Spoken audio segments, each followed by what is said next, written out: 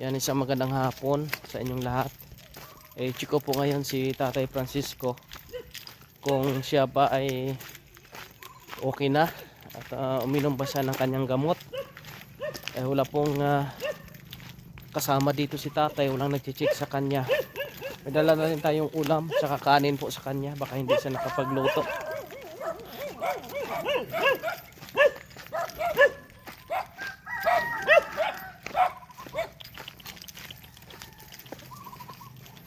Aso si Tatay. Ang init na yan. Tay!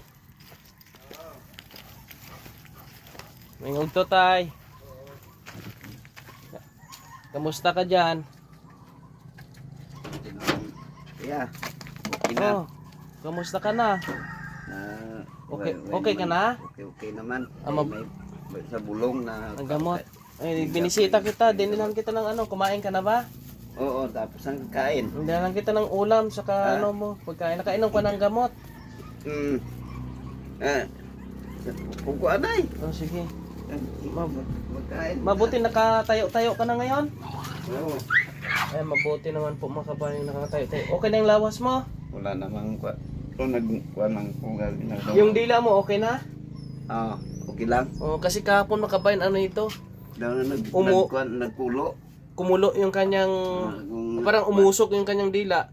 Hindi na siya makapagsalita, parang bulol-bulol. Akala ko nga na mild stroke siya Siguro na dala siguro ng kanyang nararamdaman kasi yung dugo niya 140/90, and then meron siyang acidic at meron siyang ulcer. Ayun yung umatake sa kanyang kahapon, para siyang nanghina at parang hindi makahinga ho mga kabayan. At mabuti naman nakainom ka ng gamot. Oo. Yung gamot na malaki, isa kadlaw. Kadlaw ng itong kwan.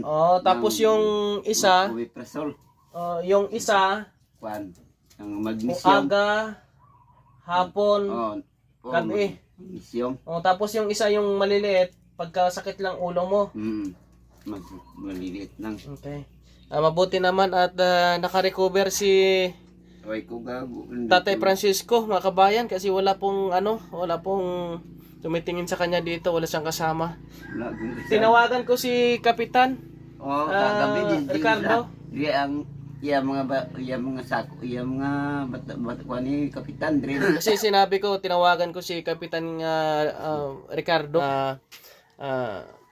baka na pwede bang pasilip-silip si Tatay sa gabi ng kanyang mga tanod, para ma-monitor si Tatay Francisco. Kaya okay naman. At salamat kay Kapitan. Thank you very much po. Ngayon okay na po si Tatay. Naka-recover kaagad sa gamot na binili po natin mga kabayan. Ang bulong. At least okay ka na ngayon. Oo. Inainom ko na. Yung susi ng bahay mo, nakita mo na? Wala pa. Kasi pag uwi namin kahapon to, sinira ko na lang ito kasi nawala yung nabilin gali sa susi kwanto. Nabilin dito sa merkado. Sa akong kwanto soki sang pagkain. Nandoon lang. Dito ko makatuong to karon. Nasira na ini Kung talaga kayo makayo ron ni. Sige. May sabagay kung na paano. Sige, ayusin na lang natin to. Kuno la ari man may susi ka lang gali. Pwede lang. Ayan po mga kabayan At okay na po si Tatay dito. Pagkain mo yun mamaya sa tanghali. Tapos yung utan, gulay. Kainin mo yun sa hapon. Tapos inom ka ng gamot. Salamat sa Panginoon na okay na po si Tatay mga kababayan. Grabe, naglagay na ako ng balabal kasi wala na akong mga sombrero. Wala na akong pang protekta sa init. Puro basa mga kabayan. May sombrero ba kayo dyan? Kasi kailangan natin sombrero. Ayan, maraming salamat sa inyong lahat, sa mga kaibigan natin na sumusuporta po sa ating mission, sa mga senior citizen. Maraming salamat sa inyo. Ayan. Salamat kid kuya. Salamat. Nakakuha sa akong itong nag-abot sa ako imbis nga birthday na nakuha noon. Napunta sa amin sa ospital ho. At least okay na po siya makabayan Okay na. Wala ka nang ano. Iiwas ka muna sa ano ha, sa kape. Wala. Huwag ka muna magkape. Di ba may mga kape ka pa dyan? Wala na.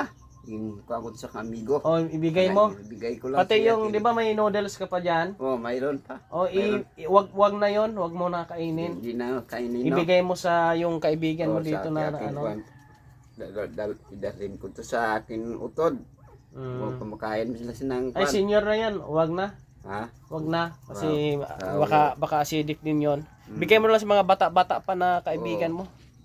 Ayun ho, mga kabayan, no, ang update natin kay Tatay Francisco ay okay na siya ngayon. Salamat sa Panginoong Diyos na mabilis po siyang naka-recover po. God bless sa inyong lahat po, mga kababayan po natin. Hanggang dito na po muna. Kahit na masama yung ating pong pakiramdam, ay pinuntahan natin si Tatay kasi wala po talagang ibang kasama dito si Tatay na pwedeng tumitingin sa kanya. Mabuhay kayong lahat. God bless. Papuli muna ako tayo ha. Oo. At yung ano, para hindi ka masyadong mahirapan dito sa hangin, Oo. buksan mo lang eh. Oo. Yan, pag nandito ka lang. Tapos, ito lang isarado mo. Ito lang na. Para hindi ka masyadong masupukit ka dyan. Yan, ganyan lang.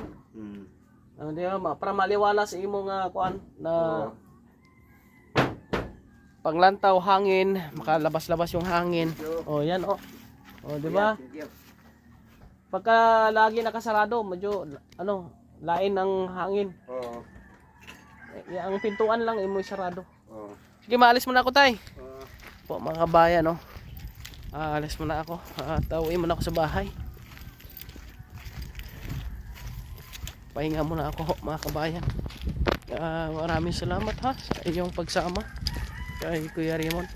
At salamat po kay Kapitan Ricardo ng Barangay San Jose. Na ito ay pinapuntahan niya kagabi ng kanyang tanod na nakajote at pinatingnan si Tatay ho, mga kababayan. Ngayon naka-recover na si Tatay. Maraming salamat sa Panginoon. God bless po sa inyo lahat.